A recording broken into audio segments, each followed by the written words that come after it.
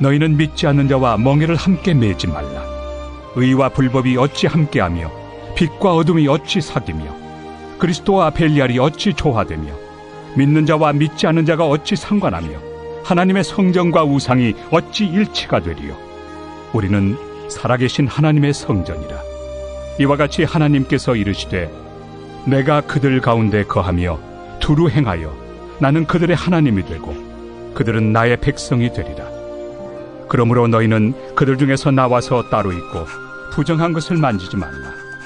내가 너희를 영접하여 너희에게 아버지가 되고 너희는 내게 자녀가 되리라.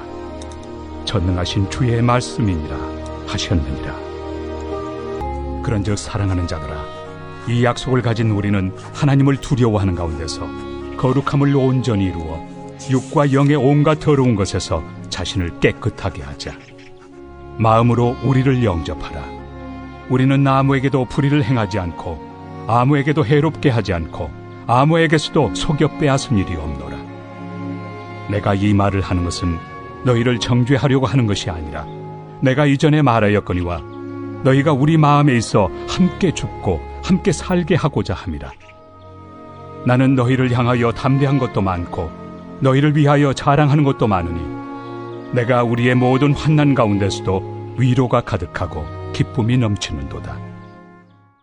안녕하십니까. 9월 16일 월요일 말씀 묵상 시작하겠습니다. 고린도 후서 6장 14절에서부터 7장 4절까지 말씀을 읽었습니다. 고린도 후서 2장 14절에서부터 7장 4절, 그러니까 그 긴 삽입 본문의 마지막 부분을 다루게 되었죠. 지난 토요일까지 본문은 바울이 고린도 교회에서 자신을 공격했던 그 대적들에 대해서 자신을 변호하기 위한 의도가 주로 나타났죠.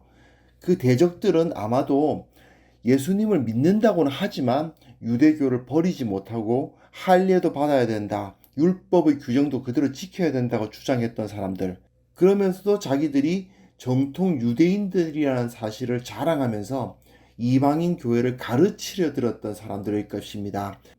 근데 이제 이 긴 삽입부의 마지막 부분인 오늘 본문은 그 논쟁을 하다 보니까 생길 수 있는 오해를 불식시키기 위한 부분으로 보입니다. 이 대적들은 유대교로 돌아가야 된다, 유대교로 돌아가야 된다는 말은 뭐냐면 할례 받아야 된다, 율법의 세세한 부분을 지켜야 된다, 뭐 짓짓 같은 거 붙이고 다녀야 된다, 뭐 이런 얘기죠. 바울은 오직 예수 그리스도를 믿음으로 말미암아 구원을 받고 유대인처럼 생활하지 않아도 할례 안 받아도 되고 율법의 그 뭐 세세한 부분들 그런 것들 지키지 않아도 된다, 오히려 그것을 지켜야 한다고 주장하는 것은 하나님께서 그리스도를 통해 주신 자유, 그 구원의 억압이다, 이렇게 주장을 한 게 바울 아닙니까? 그런데 이를 언뜻 보면 바울의 대적들은 율법 준수주의자들이고 바울은 율법 폐기론자처럼 보일 수도 있잖아요. 바울은 돼지고기 먹어도 된다, 그 유대인들처럼 옷 입고 다니지 않아도 된다라고 주장했거든요. 하지만 바울은 그렇다고 해서 율법을 폐기해야 된다고 주장한 것은 아니었습니다. 그럼에도 불구하고 바울의 대적들과 바울의 논쟁에 의해서 바울은 율법은 중요하지 않다고 주장하나 보다라는 오해를 받을 수 있겠죠. 그래서 바울은 이 거대한 삽입부의 마지막 본문인 오늘 본문에서 그 오해를 불식시키려고 하고 있습니다. 그런데 여기서 중요한 것은 뭐냐면요, 이 오해 불식에 있어서 중요한 것은 앞에서 계속 이야기해왔던 그 역설 가운데 사용됐던 그림, 질그릇에 담긴 보화 기억나시죠? 그것과 같이 질그릇이 중요한 게 아니라 그 안에 있는 보화가 중요하다, 즉 본질이 중요하다라는 메시지가 그대로 적용되고 있어요. 율법을 지킴에 있어서도 그 껍데기를 지키는 게 중요한 게 아니고 그 안에 있는 보화, 본질을 지켜야 된다, 그 이야기를 하고 있는 것입니다. 14절부터 16절 앞부분까지 보시면요, 바울은 이방인 성도들에게 할례 받을 필요 없다, 율법의 음식 규정이나 의복 규정 같은 거 세세한 규례들 지킬 필요 없다, 아니 그런 걸 지키지 마라 라고 가르쳤는데, 왜냐하면 그것이 본질이 아니었기 때문이에요. 하지만 바울의 가르침은 다른 이방인 불신자들처럼 살아도 된다는 뜻은 아니었습니다. 바울이 전한 복음은 오히려 율법의 본질을 철저히 지켜나가는 것이었죠. 그리스도인들은 하나님의 성전이기 때문에 우상 숭배자들과 함께 멍에를 메어서는 안 되었습니다. 여기서 멍에를 맨다, 이것은 비유죠. 소 두 마리가 멍에를 매는데 한 마리는 그리스도인이고 한 마리는 이제 불신자고 한 마리는 그리스도고 한 마리는 벨리알이고 이럴 수 없다 그 말입니다. 즉 세상과 복음 사이에 양다리를 걸치면 안 된다 그 말입니다. 그리고 16절 후반절부터 7장 1절까지 내용을 보시면요, 이 사람이 구약 성경에 있는 내용들을 열거하고 있어요. 6장 16절 후반절부터 18절까지의 내용은 구약 성경에 있는 이곳저곳을 인용해서 이어붙여 있는 부분입니다. 레위기 16장 12절 나는 너희 중에 행하여 너희의 하나님이 되고 너희는 내 백성이 될 것이니라. 너희는 이사야 52장 11절 너희는 떠날지어다 거기서 나오고 부정한 것을 만지지 말지어다. 에스겔 37장 27절 내 처소가 그들 가운데 있을 것이며 나는 그들이 하나님이 되고 그들은 내 백성이 되리라. 사무엘하 7장 14절 나는 그에게 아버지가 되고 그는 내게 아들이 되리니. 이런 내용들이 이어 붙여져 있는 거죠. 사도 바울이 율법의 이곳저곳을 인용해서 붙여놓은 이유는 뭐냐면 내가 율법을 어기라고 이야기한 것이 아니다. 율법 필요 없다고 말한 것이 아니다. 다만 율법의 가장 중요한 부분들, 본질적인 부분들을 파악하고 그것에 순종해야 되지 그 겉모습을 따르는 것이 순종하는 것이 아니다라고 가르치려고 하는 거죠. 율법이 가르치고 있는 진정한 원리, 그 원리에 순종해야 된다. 그 이야기를 하고 있는 것이죠. 그리고 율법을 이렇게 외모로 지키는 것, 돼지고기 안 먹고 찢찢 붙이고 다니고 그런 식으로 지켜가지고서는 거룩함을 온전히 이룰 수가 없다는 겁니다. 그렇다고 해서 바울이 영과 육을 분리하는 이원론에 빠져 있다고 오해하시면 곤란합니다. 그건 아닙니다. 바울은 분명히 육과 영의 온갖 더러운 것에서 자신을 깨끗하게 하자라고 말했어요. 이건 뭐냐? 중요한 건 원리지 육신에 속한 거냐 영에 속한 거냐 이런 식으로 나누는 게 아니란 얘기예요. 본질이냐 비본질이냐로 나누는 거지 육이냐 영이냐로 나누고 있는 것은 아니에요. 7장 2절부터 4절까지의 내용은요, 이제 마지막 부분에 우리를 영접하라 하는 그런 얘기인데, 한마디로 말해서 바울은 고린도 교회와의 화해를 시도하고 있습니다. 여기서 가장 중요한 건 뭐냐면 바울이 고린도 교회를 사랑하고 있었다는 거죠. 바울의 대적들은 정말 고린도 교회를 사랑하고 있었을까요? 이방인들에게, 한 번도 율법대로 살아본 적이 없는 이방인들에게 그들에게 할례를 받으라고 요구하고 그들에게 옷을 바꾸라고 요구하고 먹는 식생활을 바꾸라고 요구한다는 것이 과연 그들을 사랑하는 모습이었을까요? 아닌 거죠. 바울은 고린도 교회, 그 교인들을 사랑하고 있었던 겁니다. 그런 본질적이지 않은 것들을 지키느라고 힘을 빼고 고통받지 말라는 거죠.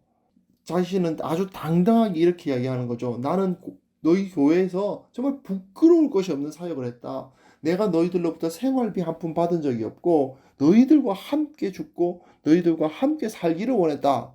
그렇게 이야기를 하면서 바울이 자신이 얼마나 고린도 교회를 사랑했던가 하는 것을 나타내면서 이제 화해하자. 너희들이 나를 용납해 주기를 바란다. 그런 표현을 쓰고 있습니다. 그리고 특별히 바울은 그 환난 가운데 경험하는 위로와 기쁨에서 벗어나지 않기를 원하고 있다는 것도 매우 중요합니다. 이 환난을 통해서 예수 그리스도의 환난을 자기가 겪고 있다는 것을 인식하고 있기 때문에 그 환난 중에서 위로와 기쁨을 얻을 수 있다면 그것으로 만족하고 있는 거예요. 이것이 바로 진정한 거룩한 사역자의 모습인 것도 사실입니다. 한 가지 좀 깊이 한번 생각해 볼 것이 있어요. 말씀의 원리와 본질을 이해하고 거기에 순종합시다 이렇게 가르치면 어렵다고 이야기하시는 분들이 꽤 있습니다. 좀 더 구체적인 지침서를 주세요 이런 말씀을 하시는 분들이 계시거든요. 그런데 안타깝게도 예수님 당시에 유대인들이 추구한 게 뭡니까? 바로 그 구체적인 지침서예요. 그런데 그 구체적인 지침서들을 제시해 주니까 어떤 일이 벌어지느냐?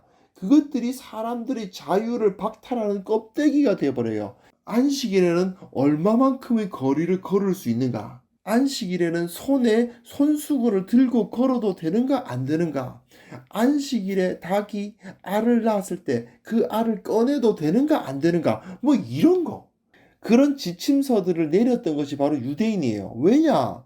어떻게 하면 율법을 잘 지킬 수 있습니까? 라고 질문했고, 본질을 생각하고 그 원리에 따라서 행동하십시오 하니까 너무 어려워요. 좀 더 구체적인 지침서를 주세요 하니까 그런 지침서를 준 겁니다. 그러다 보니까 그 지침서가 그들을 올가매는 껍데기, 자유를 박탈하는 짐이 되어버렸죠. 솔직히 이런 지침서를 요구하는 가장 근본적인 이유가 뭐냐 하면요.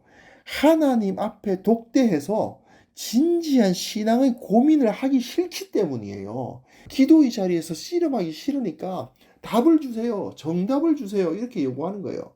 그런 안일한 태도를 우리는 버려야만 합니다. 말씀의 본질이 어디에 있는지 늘 묵상하고 기도하고 그것을 통해서 우리 각자의 삶에 신앙의 결단을 내리는 그런 역동적인 삶을 살아가는 것이 바로 바울이 가르치고 있는 본질을 추구하는 거룩인 거예요.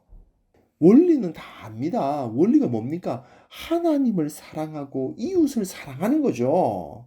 그리고 거룩함을 지키기 위해서 세상을 따르는 부분과 하나님을 따르는 부분을 분리해 놓으면 안 되고 하나님을 따르는 그 원리를 통해서 세상을 변화시키는 것, 그것이 원리 아닙니까? 우리는 그 거룩한 삶을 살기 위해서 매번 하나님 앞에서 이 말씀을 적용해 가려고 노력해야만 합니다. 이것이 우리에게 맡겨진 신앙생활이고 말씀 묵상의 삶입니다. 그래서 말씀을 묵상한다는 것은 단순히 말씀을 알게 된다는 것이 아니라 하나님과의 그 관계성 속에서 내 삶의 원칙을 세워가고 내 삶의 구체적인 선택을 해나가는 삶이거든요. 정답을 달라고 하기 전에 하나님의 말씀이 무엇을 말하고 있는가를 보고 그렇다면 나는 어떻게 살아야 하는가를 진지하게 고민하는 그러한 참된 그리스도인으로서 우리가 거듭날 수 있기를 바랍니다. 하나님 아버지, 주님께서 우리로 하여금 본질을 추구하는 진정한 거룩한 자들이 되게 하여 주옵소서. 바울의 대적들처럼 겉으로 보이는 그 외모로 율법을 지키려고 했던 자들이 아니라 정말 그 말씀 가운데 있는 본질이 무엇인가를 끊임없이 고민하고 기도하고 추구하면서 그것을 따라서 살기 위해 노력하는 참된 거룩한 그리스도인, 참된 주님의 백성들로 거듭나게 우리를 붙들어 주옵소서. 예수님의 이름으로 기도합니다. 아멘.